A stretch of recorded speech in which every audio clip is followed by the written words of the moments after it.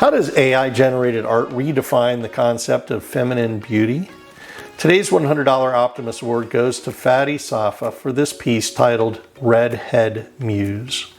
AI-generated art can both draw from and redefine traditional conceptions of feminine beauty by challenging traditional norms and celebrating diversity in representation.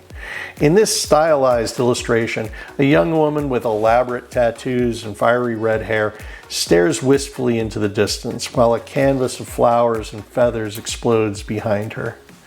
As Frida Kahlo once said, "I paint myself because I am so often alone and because I am the subject I know best." AI art empowers artists to reimagine feminine beauty through innovative techniques and digital expressions, promoting inclusivity and empowerment. I'm William Ammerman, and I'm passionate about the future of artificial intelligence in the arts. I invite you to share your own AI artwork or nominate an AI artist you know and join our growing community at optimusawards.org.